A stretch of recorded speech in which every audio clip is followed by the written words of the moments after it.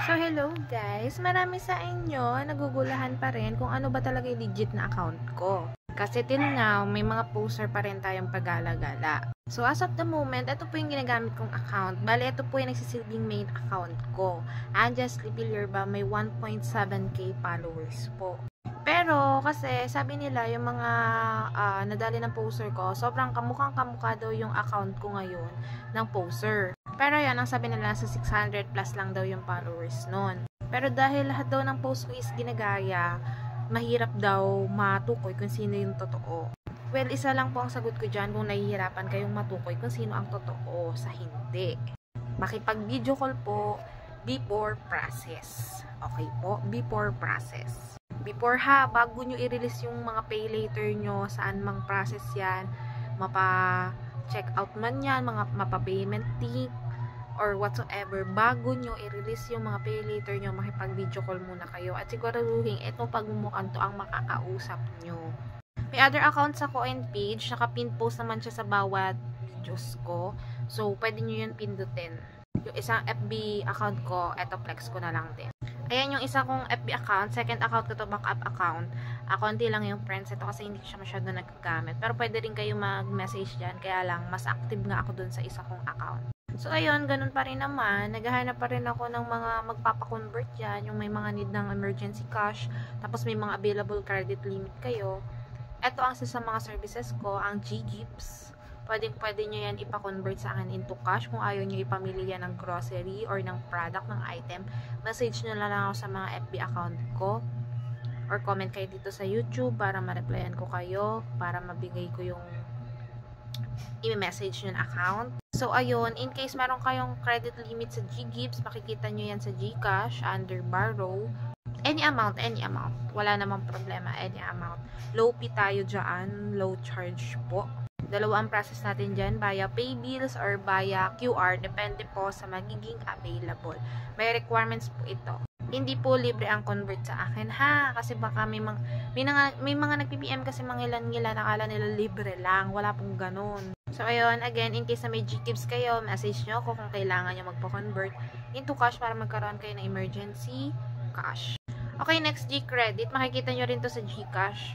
Katabi rin ng Borrow, katabi ng GGives. Ito yung G-Credit. Kung ayaw nyo naman muna pansamantala gamitin, pang pay bills, pwede nyo ipa-convert yan muna into cash kung kailangan nyo ng emergency.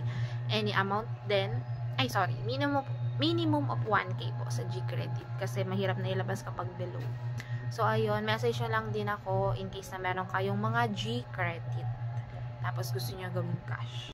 Meron din po akong services under home credit, kwarta po, hindi po product loan home credit, kwarta po, pwede natin yan i-convert into cash. Katulad lang din po yan ng G-Credit, kung ayaw nyo po ipambayad sa bills, pwede po natin i-convert into cash. Kung nangangailangan po kayo ng mga emergency funds. Makikita po ito sa home credit app po, hindi po yung product loan hindi rin po to cash loan, home credit kwarta po ang tawag. So, meron din po tayong SPay Later dito. SPay Later makikita po sa Shopee. SPay Later lang po. Hindi po pwede yung extra SPay Later. Dalawa po kasi yan. Merong SPay Later literal lang. Merong extra SPay Later. Yung extra po kasi is hindi po siya napaprocess ako convert. SPay Later lang talaga. Message nyo ako kung gusto nyo rin to ipa-convert into cash. Next one is GrabPay. In case na meron kayong mga Grab account dyan na may balance, in case nag-cash in kayo ng mga credit card nyo, nagpa-deliver kayo, tapos na-cancel, dito napunta sa GrabPay wallet nyo, unverified, non-transferable, basta anything na meron sa GrabPay nyo, pwede natin ilabas yan. Kung hindi nyo matransfer sa inyo, pwede nyo ipatransfer sa akin through GCash nyo, bank nyo, or Paymaya nyo, whatsoever. Basta sa GrabPay to, sa GrabPay wallet sa Grab. Kung verified, sa non-transferable tayo, hindi nyo matatransfer kahit verified yung account nyo. Kung unverified naman, pwede natin ilabas yan kahit wala kayong ID na pang-verify. Meron din po ako ditong Last Pay Later, makikita siya kay Lazada. Last Pay Later po makikita kay Lazada. Pwede rin po natin yan ipa-convert into cash. Hindi lang basta checkout lang ng checkout. Kung nangangailangan ka ng cash, basta may Last Pay Later ka, pwedeng magkaroon ka ng cash in minutes to hours ang process na to. Hindi siya medyo real time. Pero guaranteed, pwede siyang ma-convert into cash. So, kung meron kayong mga Lazada dyan at approve na kayo sa Last Pay Later, kailangan nyo ng cash, message nyo ako sa aking Facebook account para ma-convert na natin yan. Meron din po tayo ditong Landers. Type 2 ng credit card. Galing siya kay Paymaya. Landers credit card ni Maya po ito. Pwede natin siya ipa-convert into cash, lalo na kung wala pa po kayong physical card. Kung may physical card naman po kayo, kung ubus na po yung credit cash advance nyo, ang natitira na lang is credit limit, pwede natin kunin yung credit limit para mapa-convert into cash. Again po, kung wala kayong physical card pa, pwede natin ipa-convert into cash agad habang iniintay nyo yung physical card nyo kung kailangan nyo ng emergency funds. Then, kung meron naman na kayong physical card, pwede nyo yan i-withdraw sa mga ATM, yung CA nyo, yung cash advance nyo. Pero yung credit limit, kung yun na lang natitira at hindi nyo na magamit sa ATM, pwede nyo ipa-convert yan into cash. Kunin na lang natin. Tapos, ipa-transfer sa Paymaya nyo, pwede yon. Also, meron din tayong Atome to cash. Para rin lang tong Landers, credit card din po ito. Kung wala pa po yung physical card, hindi nyo pa po ito masaswipe sa mga SM, ganon, magagamit. So, pwede nyo siyang ipa-convert into cash yung virtual nyo. Case kailangan nyo ng cash, pwede nyo siyang gamitin para mapa-convert into cash. Atome credit card po ito, Atome. Baka mga approve na kayo dyan, nangangailangan kayo ng mabilisang cash, pwede ito ipa-convert. So, meron din tayo ditong, syempre, credit card literal. Any type of credit card po, mapa-BDO man yan, Security Bank, East West, or so whatsoever, BDO, Union Bank. Yung credit limit nyan po, pwede natin ipa-convert into cash agad-agad. Minutes lang po ang iintayin. Real time po. Wala na pong hassle, wala na pong pila-pila sa bangko, wala nang processing days. Pwede natin ipa-convert in a span of minutes lang po. Basta may available credit limit ka sa mga credit card mo, pwede natin gawing instant cash po yan.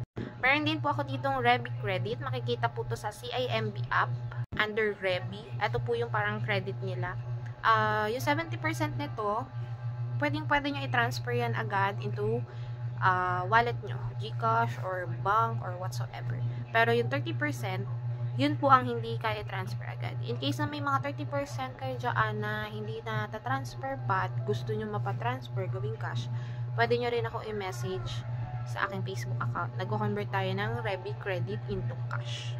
Ayun lang po, marami pa po akong pwedeng convert in case may mga salmon, Elista Pay Later, so on and so forth, is i-browse nyo na lang po itong aking YouTube account para makita nyo yung mga past videos ko kung ano yung nako-convert natin. Paalala lang po, pakalat-kalat po ang poster ko. Disclaimer lang, hindi ko po kasalanan kung sa poster ko po kayo magpapaprocess, kung madadali kayo ng poster ko, kasi wala naman po akong tigil sa paalala na makipag-video call muna kayo bago kayo magpaprocess. Okay po? So, ayun, hintayin ko po yung mga message nyo sa aking Facebook account, Anjesy Pilerba. Make sure po makipag-video call po kayo para maiwasan ang ma-scam, dahil mahirap naman po kung mga utang nyo lang yan, tas may scam lang, magbabayad kayo ng utang nyo na hindi nyo mapakinabangan dahil po sa pagiging careless. So, ayun po, maging mapagmatsyag, maging mapanuri, makipag-video call po, paulit-ulit ko na pong sinasabi. Video call lang po ang tanging sagot para makita kung sino po talaga ang katransaction nyo. Mga ID na yan, yung mga proof of transaction na yan, makikita nyo na yan dito sa YouTube ko, yung mga proof of transaction. Pero yung ID na yan, hindi ako nagpro-provide dahil nga may poster ako para maiwasan na magamit ko saan yung ID ko. So, ayun, paulit-ulit, in the end times, makipag-video call po bago magpa-process. Ayun lang po, see you sa aking Facebook account. Message na po kayo. Salamat!